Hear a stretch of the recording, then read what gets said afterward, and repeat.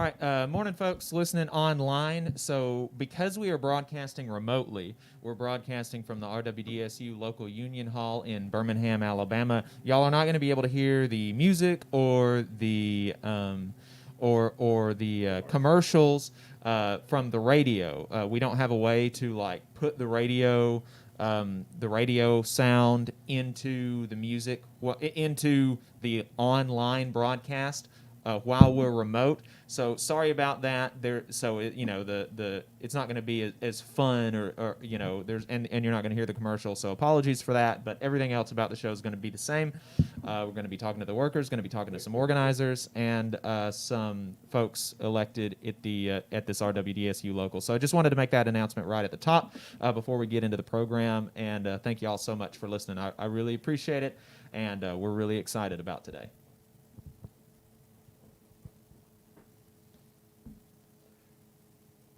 Last commercial. So that's the start of the MR commercial. And you're still going live, just so you know. Okay. Yep.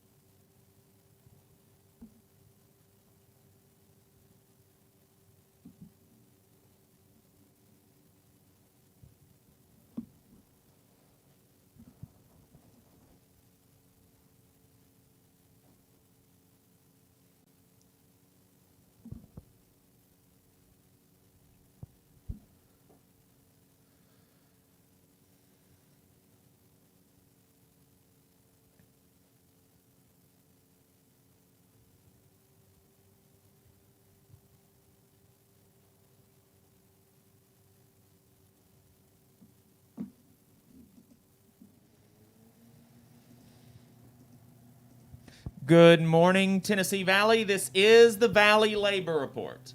My name is Jacob Morrison, here with my co-host and fellow agitator, David Story. It is Saturday, February 6th, 2021, and we are broadcasting live online and on the radio on WVNN in the Huntsville, Decatur, Athens listening area from the Retail, Wholesale, and Department Store Union Hall in Birmingham, Alabama. A recording of this program will play tomorrow, Sunday, February 7th, 2021, on the great WGOL in Russellville, Alabama. Today, we have a very exciting show for you. We're going to be talking to two workers in the Amazon facility here in Bessemer, Daryl Richardson and Jennifer Bates, about why they believe unionization is so important. We'll be talking to Michael Foster, Big Mike, a worker organizer with RWDSU from one of the local poultry plants. We'll be talking to the president of this local union, Randy Hadley, and the lead organizer on the campaign, Joshua Brewer. It's going to be a full show about these workers and their struggle for better working conditions and a voice on the job, and we are so excited to bring it to you. All of this on today's Valley Labor Report. So thanks for tuning in, folks. We really appreciate your time. If you want to see what we're up to throughout the week and get our snide quips about the news of the day, then you should follow us on social media. We're on Facebook at facebook.com/The Valley Labor Report. We're on Twitter at Labor Reporters. I'm on Twitter at JacobM_AL. David is on Twitter at Radical Unionist. That's spelled RADICL Unionist. And if you missed part of the show and want to go back and watch it later, you can search YouTube for The Valley Labor Report and subscribe to our channel. You can go back and watch the full show there, and we clip segments and release them throughout the week. We also upload the program on more than 11 different podcasting apps, so to see if we are on your listening platform of choice, you can go to thevalleylaborreport.transistor.fm/subscribe. We have a website that you can go to, thevalleylaborreport.org, and finally, if you appreciate our work and want to help us stay on the air, then you can consider throwing us a couple dollars a month on patreon.com/thevalleylaborreport. One more thing before we start. My union brother, who's in the North Alabama DSA, would absolutely kill me if I forgot to mention this for the second week in a row. He's at Rocket City QC on Twitter if you want to follow him. The North Alabama DSA is holding a necessities drive every Saturday, and that means this Saturday too, from 3 to 5 p.m. at the IBEW Local 558 Union Hall on Clinton Avenue, right across from Yellowhammer Brewing and Campus 805 in Huntsville. So if you're in the area and you want to drop off some clothes, some non-perishable food items, blankets, stuff like that, then swing by the IBEW Union Hall right across from Yellowhammer and Campus 805 from 3 to 5 p.m. this Saturday and every Saturday. Follow DSA North Alabama on Twitter for more information. So let's get to the show.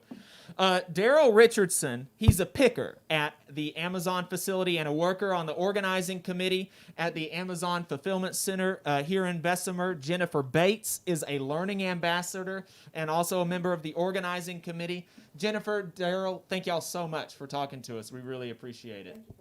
Yeah, you want to speak into the mic so that the people can hear you? We thank you for having us. Yes, we thank you for having us here. Oh, yeah. We're really appreciative of your time. So, Daryl, we'll start with you since you're holding the mic. Why was unionization what was the thing that made you go to the union and say, we want to organize? Well, like I said, I've been at Amazon since March, 10 months. And after I got there, I realized it needed to be some changes. So we need better working environment. We need communication and job security. And I feel like the union can do that for us, So I feel like it could be better. It could be better ran, the company. And it's just a lot of changes need to happen. Right. Jennifer, what about you? Well, I started working at Amazon May 1st, 2020. I was excited when I first got to Amazon because ordering from Amazon and to find out that big company like that is coming to my city. Mm-hmm. And it was exciting to be a part of them and use some of the work experience that I had to help grow the company. But once I got in there, I saw a lot of unorganization, a lot of limping. People, to be early on a new company, there was too many people limping and hurting. And I heard a lot of complaints.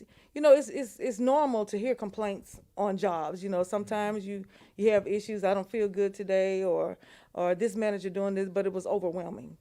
And to me, to hear a lot and then to go through a lot and a lot of pain, climbing you have 4 floors in there. So instead of building it with elevators, you put long stairways. So if you're working on the 4th floor that day, guess what? You're going to have to walk up those stairs all the way up. Or the 3rd floor, the days change, and not counting the amount of time it takes you to go. You have to walk, because if you're on the back side, you have to walk all the way up to go to break. So to hear a lot of people complaining, it was too much. And to me, it was not just a complaint, it was a cry for help. And so a few of us talked about it. Daryl contacted the union, and so many people wanted to support. They say we need it. And most of us who have been part of unions before understood. And that's when it all started. So you talk about the amount of area that you have to cover, and then like going to breaks. I'm sure they're really watching y'all's breaks. So when you have to cover this kind of area, are y'all able to take a full break or take a full lunch and things like that? When you're having to cover this kind of area. Well, it takes a long time to get to the front. We have small break rooms. Right now, because of COVID, only like 6 people can be in a break room. Yeah. Yep. So one of the things that they wanted us to do is to bring food that you don't have to heat up. And they even put the sign up, bring food that you don't have to heat up, I guess to cut down on your time. But they gave us like a 5-minute, sometimes they give you a 5-minute jump start. Yeah, to get to break, but you have to rush because you have so far to walk. Yeah. And after working so many long hours, your hours sometimes 4 or 5 hours. If you come in early, sometimes you go to break late. And I don't think they're right. And we don't even get an extra break for overtime. Yeah. Y'all don't get an extra break. Like if you work 4 hours later, you all don't get an extra break after that. Well, we actually, it's not 4 hours. Sometimes it's an hour. Okay. Just 1 hour. And we only get 2 breaks out of a 10-hour shift. 2 breaks at 10 hours. And so set the stage, because there's going to be a lot of people out there listening. We've drove by the factory already, so we know how expansive this place is. Yes. But kind of fill the people in on the number of people we're talking about in this factory. When you're saying 6 people per break room, how many people's working on each shift? Ooh, for each floor, it looks like about 1,000. You know, I may be exaggerating, but it's a lot of people on each floor. And this is just on the half that I'm on. So you have another half. We have inbound and outbound, which is receiving, and outbound is everything that's going out. Jennifer, you mentioned something. One of the first things that you said that some of y'all have been in unions or know folks who've been in unions, and so you know what it's about. That's something that folks have been interested in, is the history of that area. Of this area? How does the history of Birmingham as it relates to the labor movement and your own experiences kind of informed your interest in organizing? Well, my experience is that once going to HR and they ignore you, you can't get into communication with anybody. When they tell you if you don't go to break an hour later, your break is changed to an hour later, and someone says, well, I need to go to break now. You know, my legs are hurting. I need to rest. To hear somebody in management say, if you don't go to break then, you don't get a break. You know, so people got fired, not being able to tell their side of the story. And some got fired when they shouldn't have gotten fired, or gotten fired for not being 6 feet when management or less than 6 feet, or they're coming to us and they're not 6 feet. So it was unfair and unbalanced. And then the break times. So for me, I know that the union will come in and able to sit down and negotiate with the company. Hey, you know, the people are giving you a huge commitment. Won't you sit down with us and let's reason together? Yeah. Give them the same commitment that they're giving you when they come in and do a great job. You know, we shouldn't have to work hard or race each other just to get a T-shirt. Right. You know, that should be part of the uniform. Be good to us and give us each one of us. Some people leave work without a shirt because they didn't reach the number. Only 3 people got it. So everybody should be rewarded for hard work. Right. What about you, Daryl? You know, do you have does the history of this area or your experiences? You know, what kind of informed your decision to see organization as important? Well, I feel like organization is important when it comes to Amazon, because, like I said earlier, you shouldn't have to wake up in the morning. Your schedule change. Yeah. You shouldn't. You should be able to go to break. Have more than 2 breaks due to whenever they change the schedule. You work 10, 11 hours, you still got 2 breaks. And then your break time is so far gapped. I come in at 6:15, depends on which floor I'm on. Like I'm on the 4th floor, my first break ain't until 11:35. That's too far. That's a long time to wait. That's a long time. Especially whenever they're pushing you. Right. The way they're pushing. And then from 11:35, the next break is 3:35. You know, I feel like that's just too far. Depends on which floor you're on. Like Jennifer said, walking distance. You know, and then they can. To me, they could. If I'm working 10 hours consecutive, pushing. They could rotate people out to me as half a shift, or put somebody else on and let you do something different. And then if you go to the bathroom, you get doctored, because you got to scan. If you're not scanning in a consistent, you leave your station, got to go to the bathroom. You can't pause your time. So you're telling us that if y'all go to the bathroom, they're docking y'all's time on. I mean, that's absolutely insane. That's called TOT. Amazing. Time off task. Wow, that's really crazy, and we're coming up on a break, so we're going to talk to y'all some more after this break is over. And you've been talking about some of the issues that y'all have, some of why you wanted to organize, and on the other side of the break, I'm interested in talking about what you reckon the being in a union will be able to change, and what Amazon's been doing. So we'll be right back.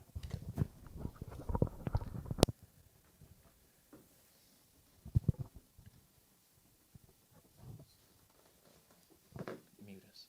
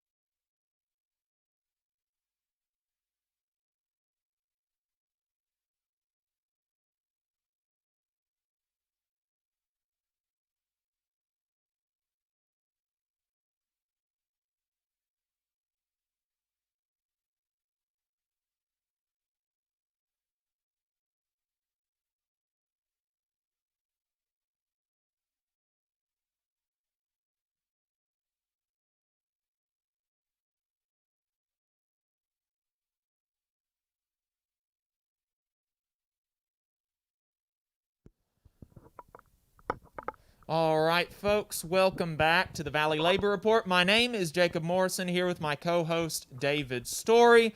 We have with us two workers that are really integral in organizing the union here at Amazon. We've got Daryl Richardson and Jennifer Bates, both employees, both still employees at the Amazon facility. So we're really excited that they have taken the time to talk to us. We've talked about some of the issues that they had coming on and working for Amazon in the last segment. Now I want to touch on, what is it about organizing, having a union that you reckon will kind of fix some of those issues? Obviously, those aren't all the issues. We could we could spend the whole show on the issues, I'm sure. But why do you reckon being a union you'll be able to work on some of those issues to make your working conditions better? Well, if we was to vote the union in, I feel like the union can come in and make it better when it comes to job security. I feel like the union could come in better, make it better when it comes to positions, seniority, you know, safety, you know, and like I said, when it comes to breaks, you know, give us breaks fairly. Because when we first started, they let us pick a shift. What best shift is what we want, you know, convenient for us. And so that schedule is the schedule that we have. That's not the schedule we be going by when it comes to breaks. Because every day our break can change, depends on which floor you at. But when I signed up for the schedule my schedule for my break time would have been at 10:15 every day. But it ain't like that now. And I feel like the union can fix that. So they've unilaterally changed it, is what you're saying, without any input from the workers whatsoever. Right, exactly. Day to day. And I think it's important to touch on what Jacob was talking about earlier is, you know, this whole thought of the union really, you know, is y'all. Right. And then on when we have our anti-union meetings, they always say, why y'all want a third party to come in here and speak on y'all behalf when y'all got a voice, y'all got a voice yourself, y'all can speak. The union ain't the third party. We the union. Yeah, exactly. Right. Exactly. We make it. We negotiate. The employees negotiate what we want or what we want to fix. It ain't about the union. The union ain't no third party. It's us. Yep.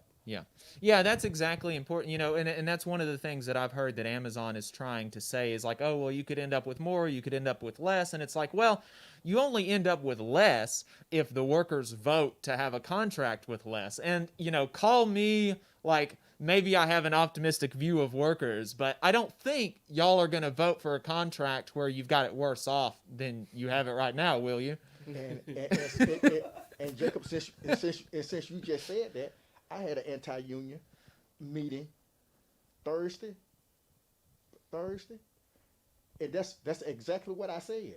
When they were stating in there that you could lose your pay, Right. your benefits can go, and I said, you think the union out there that make it worse than it is now?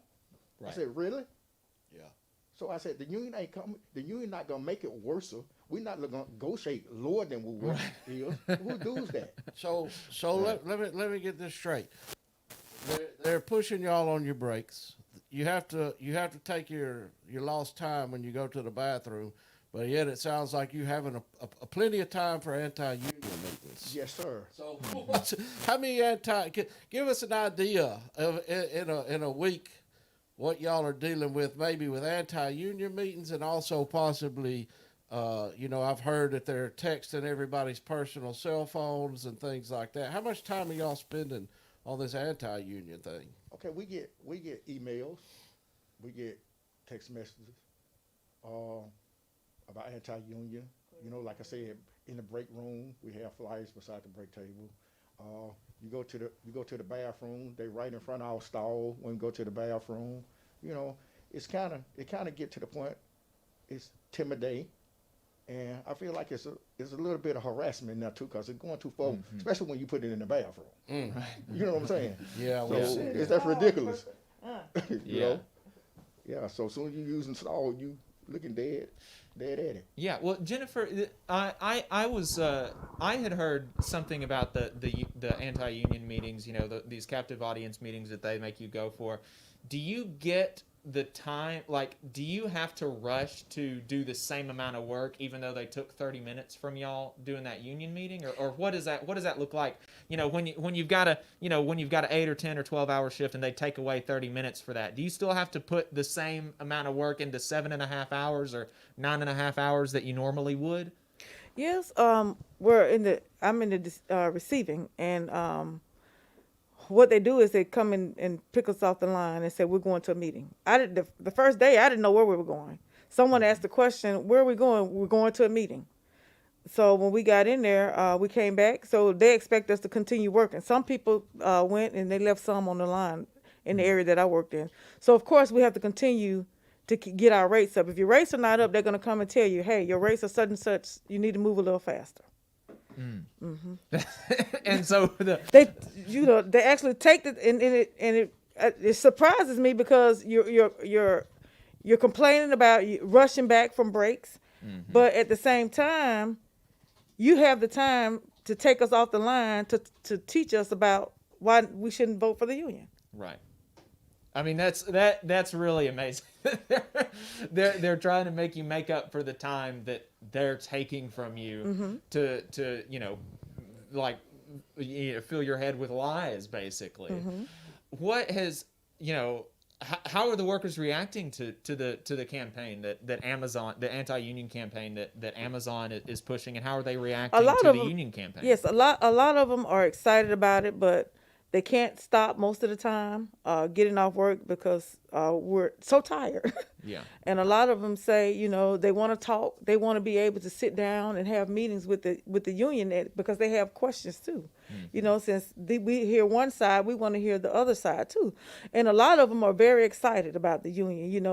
It's to the point where you have some people who are afraid to lose their jobs, so they're not going to say anything. And that's where we come in, at those of us who have a little boldness and not intimidated. Right.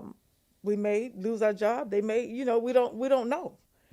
But our stance is to be able to have a seat at the table and talk to Amazon. Since they didn't hear us, that's where the union comes in. We're united together to say we come to you, Amazon, and that's where RWDSU come into play. For the work that we have to do, we need more pay. I think we deserve better pay for the work. Yeah, that's a fantastic place to end it on. Thank y'all so much for talking to us. Thank you. We're going to have some more with some folks here at RWDSU in Birmingham. Going to be talking to Big Mike, one of the local poultry plant workers with RWDSU, on the other side of this break. Stay tuned. This is the Valley Labor Report.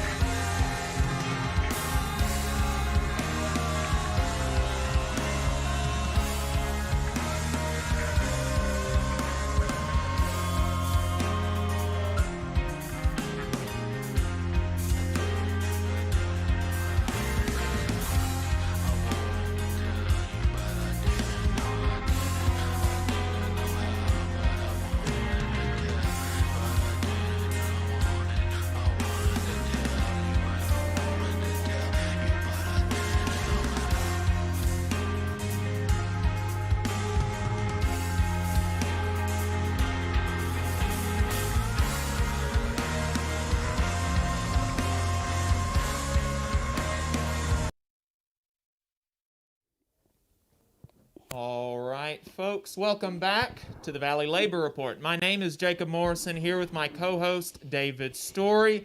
Now with us, we have Michael Foster, Big Mike. He is he's a member of RWDSU. He is actually the vice president of the RWDSU local representing the poultry plant workers at Wayne Farms up in Decatur, up in our area. So Hometown boy. Hometown, that's right, that's right. If y'all ever in that plant want something to listen to on a Saturday morning, make sure you turn the radio on to us and then cut it right off after we go off the That'll man, work. brother, we really appreciate you taking the time to talk to us, brother. Thank you so much. It's a pleasure. The pleasure is all mine. I mean, I don't mind at all. Well, so you have kind of become the face of RWDSU worker organizers here in at this Bessemer organizing drive. Why have you come down from all the way from Decatur up where we're at, all the way down to Bessemer, and spending so much time organizing workers that that ain't those aren't folks in your plant. It's not going to affect your pay. Why in the world are you spending so much time helping these folks? I mean, sometimes you have to do things that's not about you. I mean, sometimes things are just bigger than you and I. And these people need help. And I felt like it was a great opportunity to come out and do something that's bigger than me. You know what I'm saying? And I mean, just bring some refuge to these people. Refuge. Yeah, that's it's bigger than you, and you also say refuge. But one thing that we talk about all the time on the radio is family. Family. We call each other brother. When you walk in the door, you're a brother to me. Yes, sir. And yes, we're sir. all family. Yes, sir. And you do what you can for your family. Yes, sir. And bringing in more people. That's right. That's right. Into the family fold is important. Yes, sir. As far as not just the labor movement, but as far as economic justice, social justice, everything. Everything. And like you said, those are my brothers and sisters down there. So I mean, you do anything you can to help family, just like you suggested. And I was just like, hey, this is a great opportunity to go out and help somebody, to show some love. I believe right now in this world, it's a lot of pain going on in this world. I mean, we have a pandemic going on. We have people that has been labeled as essential workers. I mean, so, and I think a lot of these essential workers have not been given the credit and the appreciation that they should have. So when they called out for help, I mean, I was just honored that somebody thought of me to come and help somebody. You know what I mean? Yeah. So I'm just grateful. And more than anybody, we've seen the last year during this pandemic, the way that the meat packing industry, poultry industry has really been exploited. These non-union plants been extremely exploited. Extremely. So Amazon has went through the same thing, because we've seen Amazon shares go through the roof. Oh, yeah. Workers having a struggle to keep up, being under more stress. That's right. So, and you coming out of this type of industry, the meat packing industry, you understand completely about what kind of stress these workers are on without a voice on the job. That's right. It's just by the grace of God that we had a voice in our plant, and I spoke up tremendously at our plant to make sure that we had the proper PPE, that the people was being taken care of. And, after you take care of home, it's time to go out and help somebody else after you take care of home, you know what I mean, to try to spread that love. Like you said, these places that don't have a voice, I mean, who do they run to? Yeah. I mean, who can they call when, the company is not providing proper PPE and just not concerned about their well-being? It's a pandemic going on. And like you said, Amazon, with these workers are dedicated. They have sacrificed themselves just for Amazon profits to go out the roof. I mean, so what did they get out of it? That's what I'm wondering. What are they getting? The last time I seen, he made an extra $1 billion in the last few months, and I'm like, could he share that with some of the workers? Yeah. Where's the trickle down? Where's the Yeah. trickle down? I mean, the people who really sacrificed for him, I bet you the main bosses was at home safe with their families, and they workers are out here sacrificing not to just make sure they self have a job, but to make sure that Amazon as a unit continues to flow. To profit. And in Birmingham right now, they're actually going to build another one down here where the old mall was at. So we see progress going on. But what are these workers benefiting from it? I mean, we appreciate that boys on the back. I mean, we appreciate that, you know, but sometimes you have to go a little bit farther than that, you know what I mean, to show the workers appreciation, you know. Yeah, attaboys ain't going to put no food on the No, table. sir. No, sir. I mean, I appreciate them every now and then, but my stomach get to growling of that boy ain't going to do much for me. So, I mean, hey, we got to just show some effort and appreciating these people. You know, like I said once before, I said, like you said, I come from the meat packaging plant, and I told them, now I see them appreciating the doctors, the nurses, and they acknowledging them all over the world, which they should be. They very well should be, but if there's a lot of workers that's putting food on our table. yes, sir. And I was about to say, if you go to the doctor for starvation, there's nothing he can do about that. That's the meat packaging people. Right. We provide that necessary entity that they need to fill their bellies. You know what I'm saying? If the doctor tells you you're dying over starvation, then that means you need some food. Right. If the meat packaging people and these people in these warehouses are not there doing their job, it's more than just a pandemic going on, you know. Yeah, and it's important to talk about, you know, not just the wages, but also having that voice on the job, like you said, with PPE. Yes, sir. Things like things, non-monetary things that build up the esteem of a worker, being able to stand toe to toe with a supervisor or with a manager and say, I'm your equal, and we're going to discuss this as men or women, what have you, and have a say so in the workplace that you don't have any other way.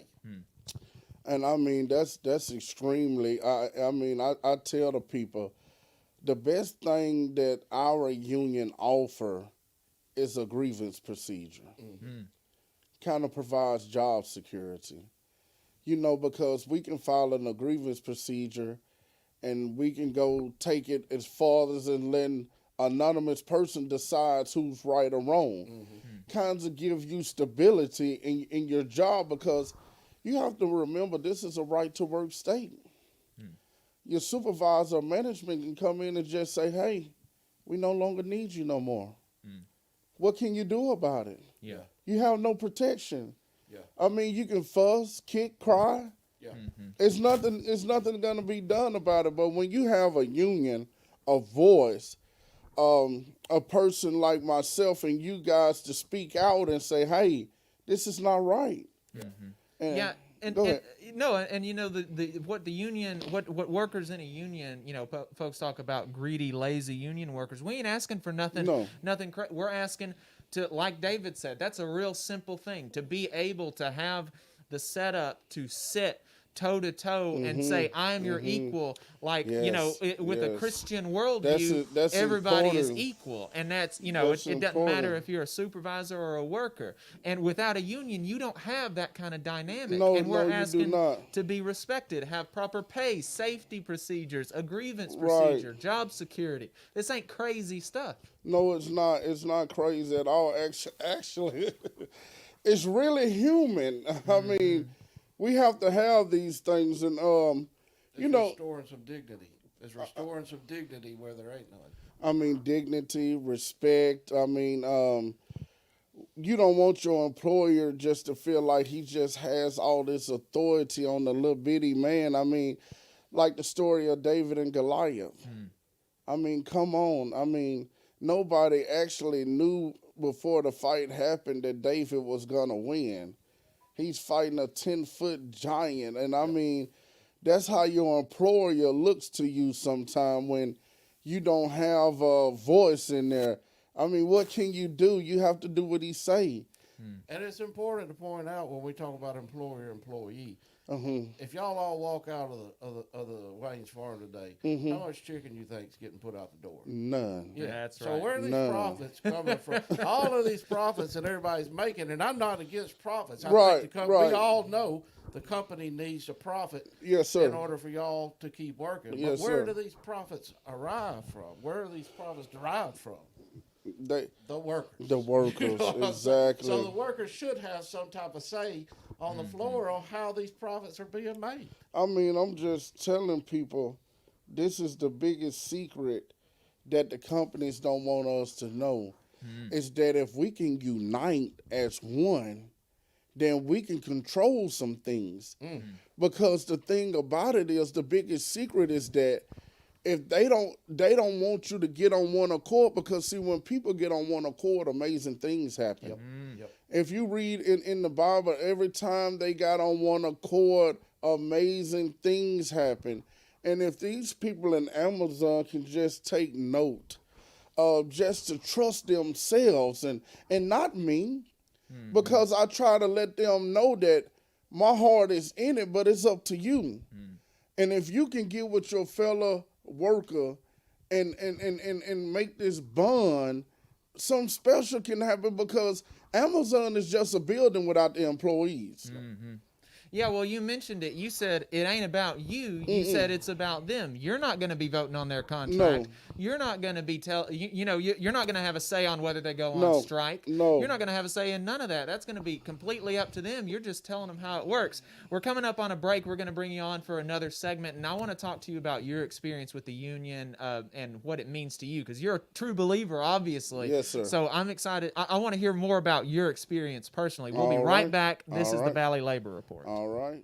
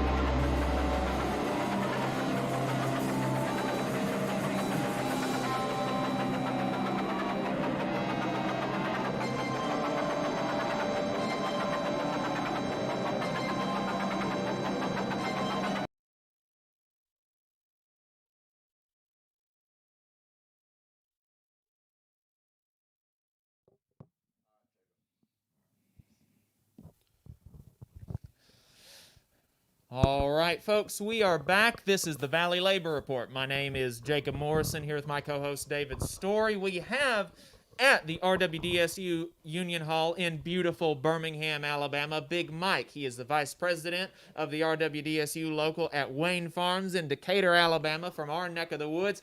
And like I said, he has become more or less the face of member organizing for RWDSU for this Amazon drive. And one of the things that somebody mentioned that really makes this drive stick out from other big Southern organizing drives is that this is really member run. A lot of the other ones have been staff run. You are like really, you and some of the other local poultry plant workers, y'all are really spending a lot of your time and sweat and tears and effort into this. And I think that makes a difference. So you're obviously a true believer.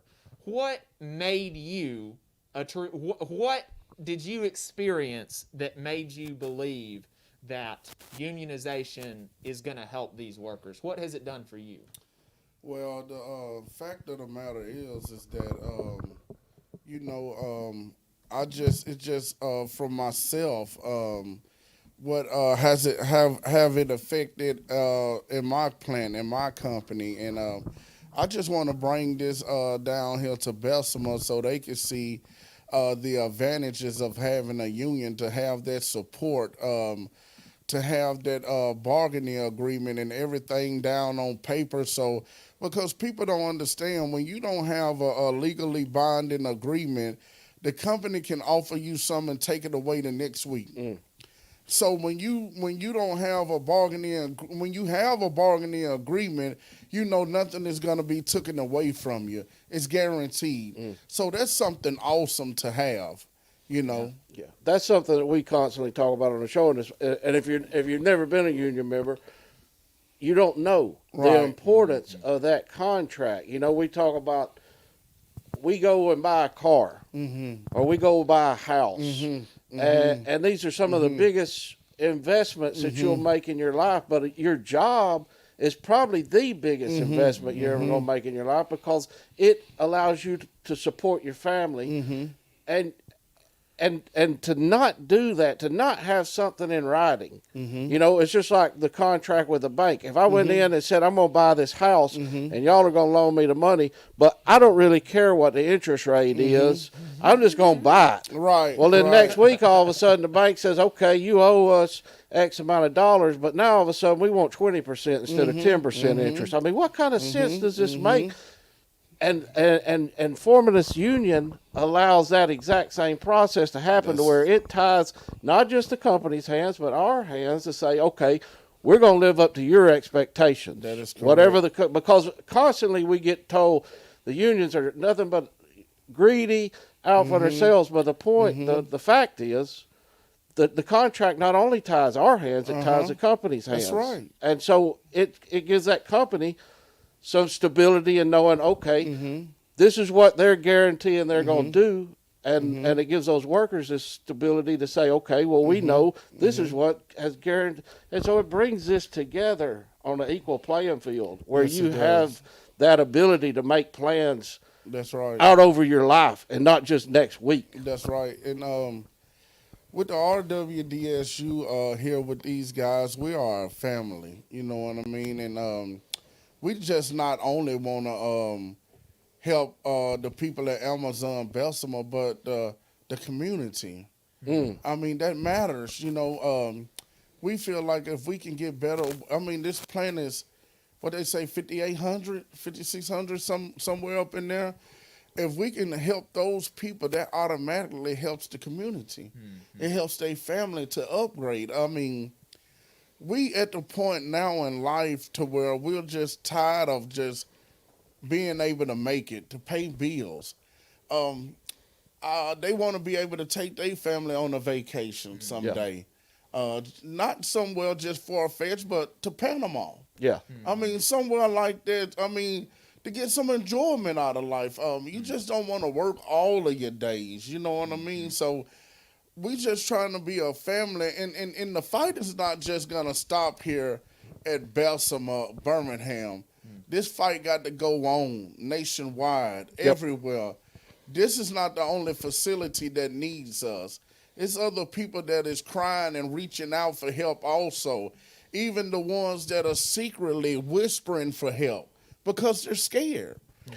So I think it's important to revisit what you just said a while ago, because I think it's important to bring in the community. So what you're saying is, in your perspective, when these workers start earning a little bit more money, start getting better benefits, you're saying that money's going to flow out into the community. So these folks at the corner stores is going to see a little bit better. The restaurant owners are going to see a little bit more money coming in. The realtors is going to see some money coming in. Yes, sir. The car dealerships. So it's important to point out that all these folks that think they're sitting on the sidelines watching David and Goliath, they need to join in to the David side and say, this is going to benefit us as well in the long run. Because we all get the benefit, and not just for the dealerships and restaurants and all of that, maybe for that grandma that we may need to help, or that auntie or that brother, because I have a few extra bucks now. I can help you out. And that takes pressure off the family, because we all have family members that reach out sometime that needs help, that monthly check that my grandma gets sometimes just not enough to make it through the month. You know what I'm saying? So with these people making extra money, they can do that. They can reach out. They can show love. I mean, it's just amazing things that happen, like I said, when we can come together. So the opposite side of that, if these workers are treated better, paid more fairly, it's going to help the community. The opposite side is that, what if that money doesn't go to these workers and instead it goes to Jeff Bezos or whoever the new CEO is? Does he give the money to the workers' grandma or the local realtors or the local businesses or anything like that? No, and you have to ask yourself and research Bessemer. I looked, and Bessemer is one of the most poverty places in Alabama. Bessemer is mostly African American. Amazon is mostly African American. African Americans have been on the shorter end of the stick for a long time. So it's about Black Lives Matter also. I'm pressing that movement every time I speak because it matters, and they're our family. And when I say ours, I'm not just talking about African Americans. I'm talking about other nationalities that's coming in and help. Just like you guys are not African American, but y'all support, y'all help, and we need that. And I just feel like Amazon in the city of Bessemer is not paying attention to what's going on out here. We have a $1 billion industry here in Bessemer that I believe they had received all type of tax breaks and all of this stuff. Jeff Bezos doesn't need any money from anybody. We could have used that money for the schools, for the homeless, to provide things that this community need that they have been suffering for so long. And I mean, we could have done better, made better decisions with this. So it leads me to believe, why did Amazon consider to come to Bessemer? So... and what you said a while ago is about Black Lives Matter. It's important for all the listeners to understand. It says all lives matter. All lives do matter. But all lives will matter when Black lives start mattering as well. And when we stand in solidarity with these brothers and sisters that are struggling and say, we're going to bring y'all up. We're going to do everything we can to extend a hand to y'all, help y'all out. And let's all become equal, because so long as we have a group of people being oppressed. And constantly we hear people talk about, if they don't like it, they should get a different job. This ain't the mentality to have. We got to have these people doing these jobs. So let's support them to get a better wage, to get a better health benefits, to get better vacation. It's just, it makes common sense. That was awesome. I truly believe that. And when I hear people say, when people say Black Lives Matter, then you hear somebody say, no, all lives matter. it makes me think about the person that you are. Yeah. I'm not saying your life don't matter, but I'm speaking up for the oppressed. Yeah. You're not being oppressed, so you're okay. But these people that are oppressed are led to doing things that, I mean, violent, crime rate is high, and Bessemer has one of the highest crime rates it is in the state of Alabama. So, I mean, come on, if we could provide more finances and help these people out, I guarantee you the crime rate will drop. Yeah. Where you have poverty at, crime rate is always high. Yeah. Yeah. So I mean, if we can People provide, got to have something. they gotta have something. Yeah, I mean that's exactly right. There are just so many, you know, when we talk about trickle down, like better pay and working conditions for workers is the real trickle down. You're actually going to start it's going to trickle into the community. Yes. The way to trickle into the Yes. community is not to make sure that Bezos has another $1 billion. Yes. Brother Mike, thank you so much. This Hey. is we appreciate your time. You're Hey. listening to the Valley Labor Report. We're going to be talking to Randy Hadley and Joshua Brewer on the other side of this break. Folks, stay tuned. All right. Man, that was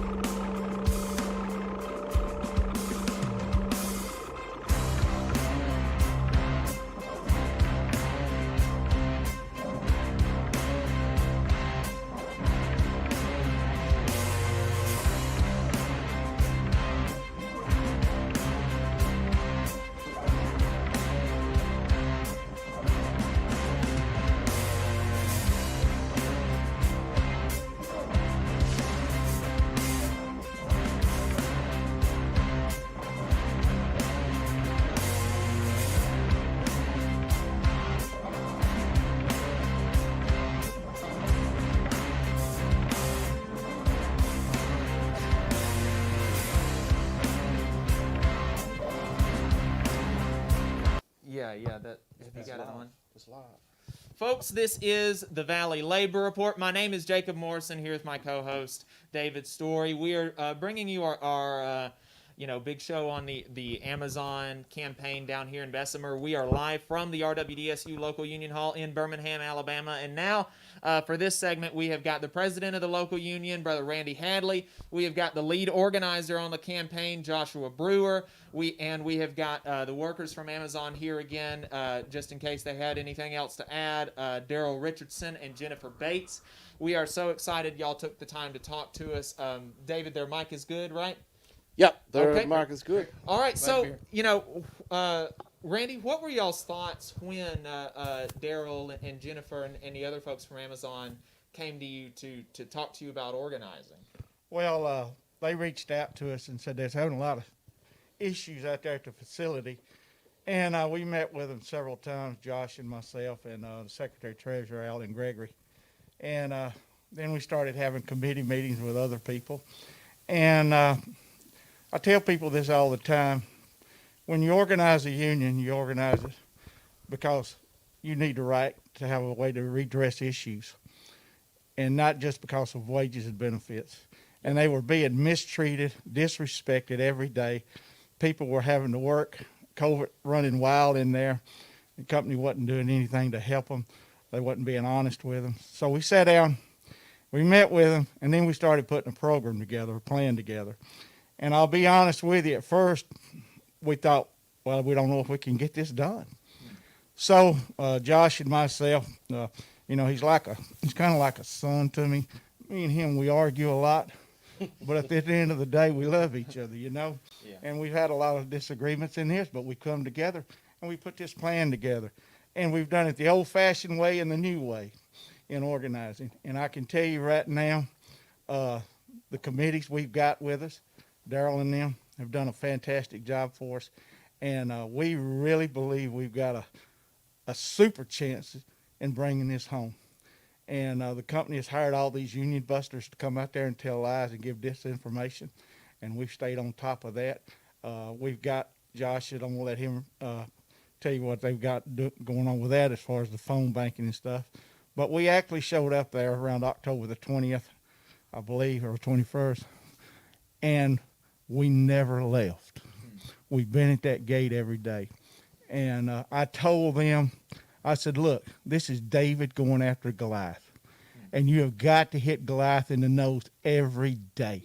Every morning, every evening, you got to keep hitting him and punching him and punching him. And we've done that to Amazon and trying to get the truth out. And we've done that. We've been successful in it, we believe. But we could never have done this without all these organizers and all these committee people. And I'm excited about it. I've been in the labor movement for 43 years. I've probably organized more workers in the southeastern United States than any other organizer. And I can tell you, this is the most exciting one that I've ever been on. And I've been on some good ones.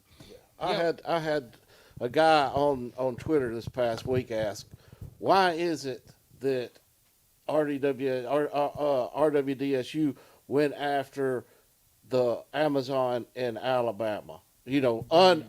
Just probably one of the most ignorant questions that I've heard in quite some time. And I just thought to myself, well, this is apparent that this guy isn't in the labor movement, because if you've been following what y'all have done in the Mid-South Council, the Mid-South Council is one of the strongest there is. And y'all have really, really been putting in the hours to bring in workers into the labor movement and have that voice on the job. Yeah, and obviously the implication with that question is that, it can never happen. It's Alabama. Alabama's backwards. Alabama's racist. Alabama, there ain't no solidarity there. And there's like that one of the kicks that I get on, the soapboxes that I get on, is that like Alabama is like racist to our roots. But what else are we?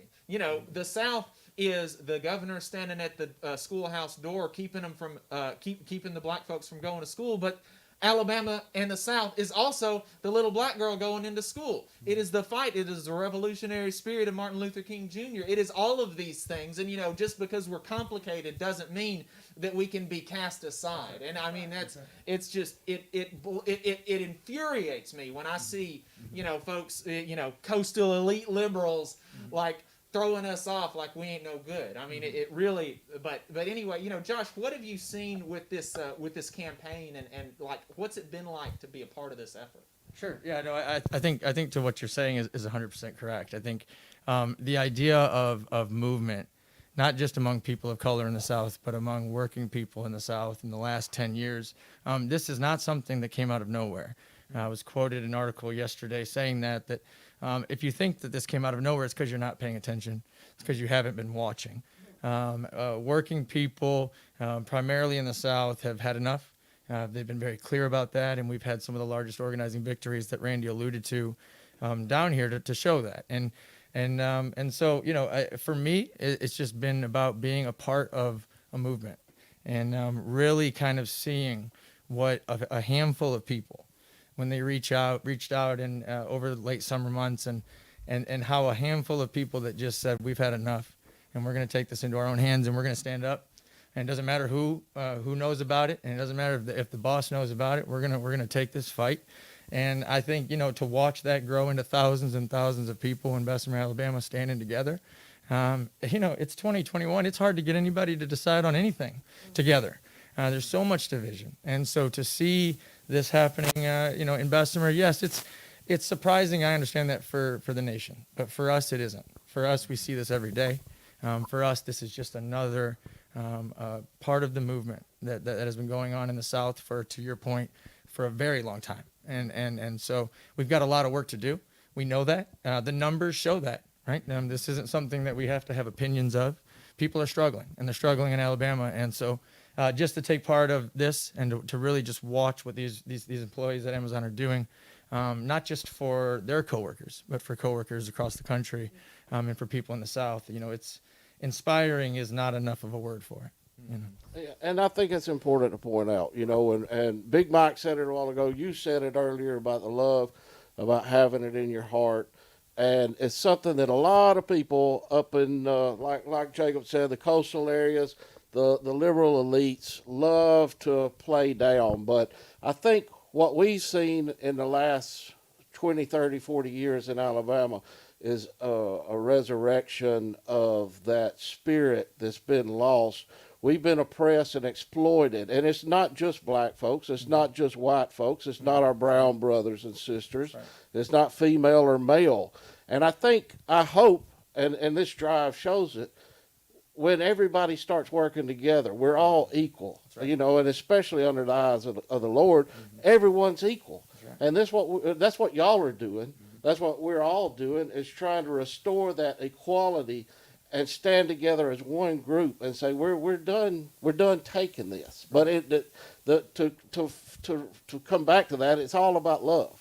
And I think a lot of people outside the labor movement don't understand the passion that we all have for each other, and that's important to point out. No, I think you're right. I think just for myself, I worked in the ministry before this work. I worked with youth. I worked as a youth pastor for many years. And for me, this is just an extension of that. I think you nailed it on the head. It's a family. It's about people coming together with common interests and trying to make something better for themselves. And that's biblical. It is in our roots in the South. And for me, I think a lot of people have stolen that. Used our faith and our religions in ways that have harmed people for way too long. And if I like to say, pay attention to the words in red, and go back and read those words in red. And I think when you read them, you'll see that coming against what these folks are doing is coming against those words in red. And so that's powerful. I can't put it any more plain than that. When you said that you believe this work is an extension of your ministry, I just had a deja vu moment. The president of my national union said the exact same thing a few months ago on this show. The president of my national union came out of Anniston, Alabama, the Anniston Army Depot. He was the first black president of that local. He said he got, bricks and cat urine and feces left on his door, and he had folks turn in their union cards because they couldn't stand. And this was in the late 90s, early 2000s. Sure. But he was a preacher down there, and he said that exact same thing. This is an extension of my ministry, and I think that's so important to tease out and to understand for folks that may not that may have come from a different kind of interpretation or faith tradition within the Christian context. You know, I mean, how does what they've said resonate with y'all as the workers in Amazon? You know, Jennifer and Daryl, you know, how does It's on. yeah, it's on. You know, I mean, what are y'all thinking about what they've said? Well, I totally agree with what they both said. It's been a long ride, and we got a little while to go, but we're going to stay in the race, and our faith that keeps us here. And it's all about standing firm on something that I think Alabama didn't think would ever happen because of being so suppressed and afraid to come out to talk, or afraid to talk about the issues that are going on on the jobs, you know. So I totally agree with what they're saying. In my feelings, like you said, Jacob, it ain't all about black lives. Like you guys said, everybody's lives matter. Everybody needs something better. Everybody needs change. Everybody wants better pay and the opportunity to have job security. It's about everybody, not like you said, black, green, blue, whoever, what color you might be. Yeah, but at the same time, it's important. It's important to embrace and bring everybody in, all working together, all making a stand together, all in solidarity, and that's something that the union brings in that you don't have. You know, the one thing that we talk about constantly is the company is organized. They have higher level managers, they have mid level managers, they got floor level supervisors, and they have a plan on how they're going to make sure that these workers, y'all, are constantly being pushed. And without that organization on the other side, there's no way to fight. There's no way to fight the company's organization, you know. But when you build that union, when you build those committees, build that solidarity, and you start laying that groundwork and building that pyramid, then all of a sudden you've got that ability to come in and stand toe-to-toe as equals with your manager and say, this is what we think we should do, and this is what we are going to do. Whether you like it or not, this is what's best for the company. And there's no, and make no mistake about it, the workers don't want to see the company fall. They want to see the company profit just like everybody else does, but they also, they are the closest to the work, so y'all understand exactly what needs to be done to keep this productivity level high and for y'all to help benefit the company as well. You know, one thing that I heard the other day, I was out on the line, somebody come up there and they said, hey, Randy, Amazon's scared to death of you and the union. And I said, no, Amazon's not scared of me and the union. Amazon is scared of you and your coworkers coming together, empowering yourself. And then let me explain. Once we win Bessemer, Alabama, this is going to send a wave all the way across the country. And Amazon has spent millions of dollars trying to silence everybody out at Amazon. They've hired some of the best union busters I've ever came across. They've created more lies and everything, but I can assure you that when we come together as one and we are empowered and we have it, it's going to be a wave. And let me tell you something, it's going to be earth shaking. And the politicians are going to wake up. They're going to wake up because the politicians need to be supporting the workers, not just at Amazon, but all throughout the country, to make sure that they're taken care of. Yeah. And that's, you know, I told this to people, you know, and I'm going to get on my soapbox now. But at the end of the day, the labor movement as well, people that like me, we have to get up and we have to go to work and work harder than we've ever worked before to educate people about what we are about. Yeah.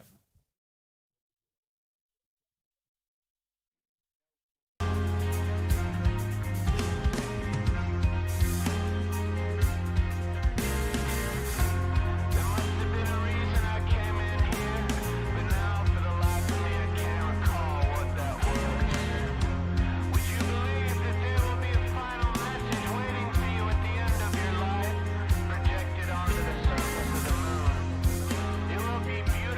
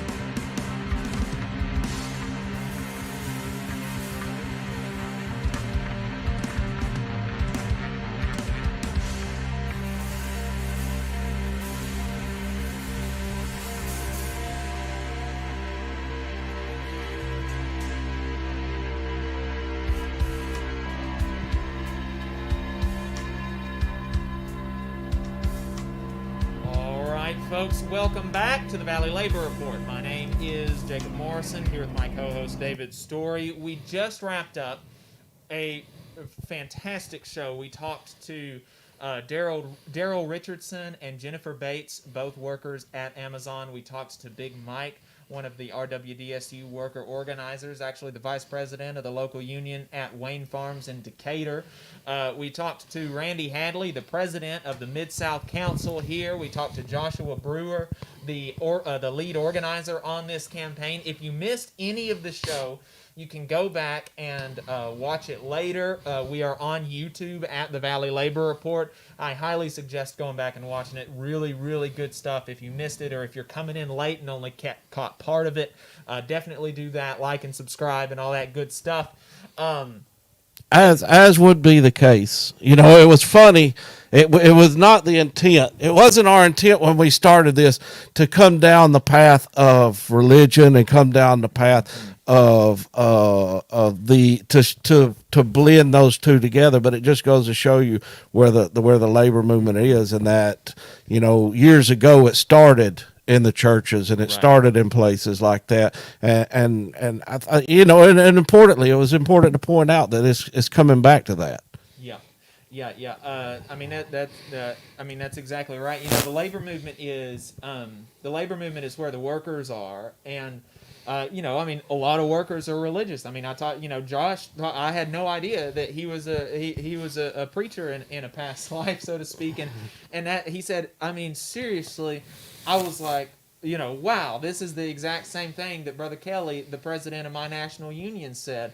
You know, and he came up from Alabama, and he's a preacher, and he's saying the exact same thing, that this lifting up the you know, the poor and oppressed, this is an extension of my ministry and God's word, and that's really powerful. It's powerful, and it's important to let all the viewers and listeners out there know what Brother Hadley said when we went out into the last commercial break.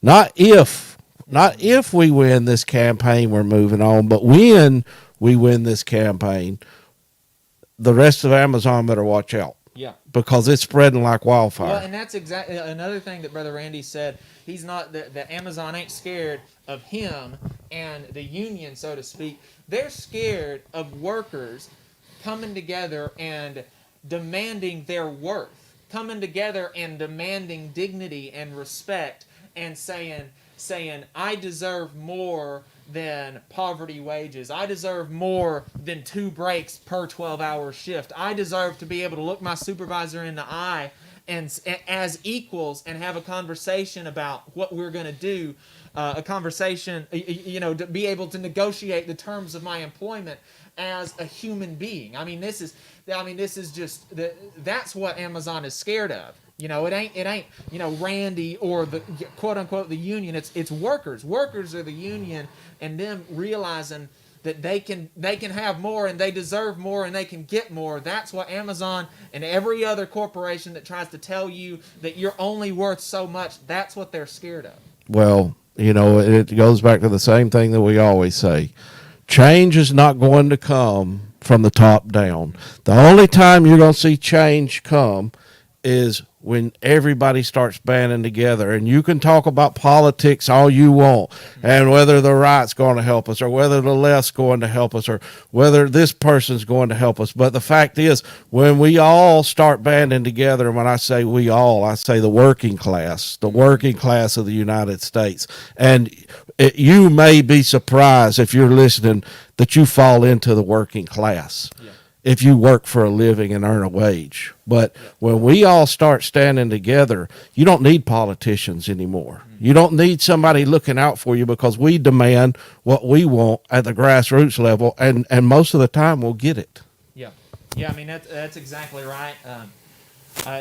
You know, talking about when we get organized, we're not going to need to ask for you know, this person or that person or this group or that group to help us. We'll be helping ourselves. You know, we'll be helping ourselves to the value of our labor. Yeah. We'll be helping ourselves to the value that we created. We'll be taking more of the profit that we created back from the boss and from the corporations. And I mean, you know, that going back to something that Big Mike said, you know, when it helps these workers, these 5,800 workers, 5,800 workers here in Bessemer, if they all get $1 an hour raise, or $2, or $3, or $4, or $5 an hour raise, that is nearly 6,000 people. That is going to be an enormous ripple effect across the community for everybody, for their family, for their churches, for their businesses. And the alternative is that Jeff Bezos gets that. Yeah, or it goes. Yeah, I mean the alternative is it goes into somebody's bank account, Right. and they can gamble it in the stock market that we've seen the last. You know, the alternative is somebody else gets richer and we all continue to get poorer. Yeah, and that's the only alternative. Either workers get what they deserve or more of what they make. what they make, or somebody else in some far off land gets to hide it in the Cayman Islands or something. And you know, I think everybody knows what is better for our communities. It's obvious. It's obvious when workers in their communities have more power, have more buying power, feel better about themselves, they'll be able to do a better job, and their communities are going to be better. And you know, like Brother Randy said, this is when we win here, this is just the beginning of the fight. We're gonna keep fighting, and we're gonna keep fighting for workers across this state and across this country and across the world.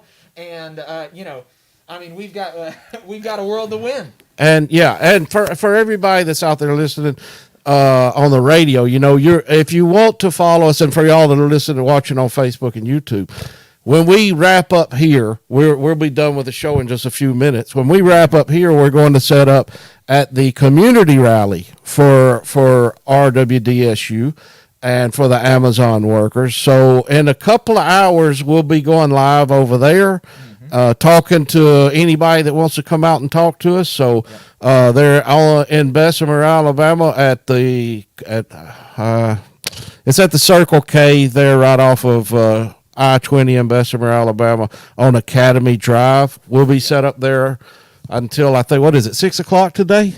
4 to 6? Yeah, the rally ends at 6. I imagine we're gonna stay there a little bit after the rally, just chit-chatting and stuff. So, but yeah, it's from 4:45 to 6. And if you need the exact address, you can go to the Alabama AFL-CIO's Twitter page, and they've got a flyer up there. BHAM DSA on Twitter also has a flyer, so you can find more information there on Twitter.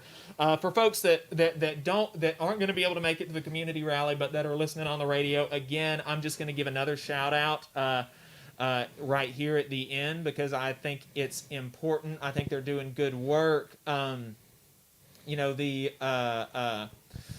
North Alabama DSA is holding a necessities drive. It's going to be every Saturday, and that means this Saturday too, from 3 to 5 p.m. at the IBEW Local 558 Union Hall on Clinton Avenue, right across from Yellowhammer and Campus 805 in Huntsville. So if you're in the area and you want to drop off some clothes, some non-perishable food items, blankets, stuff like that. PPE, then swing by the IBEW Union Hall right across from Yellowhammer and Campus 805 from 3 to 5 p.m. this Saturday and every Saturday. Yeah. Follow at DSA North Alabama on Twitter for more information. Folks, this has been the Valley Labor Report. Follow us on Twitter, social media. We're going to be going live later in the day, live streaming the community rally, talking to some more folks. We will see you in a few hours and next week.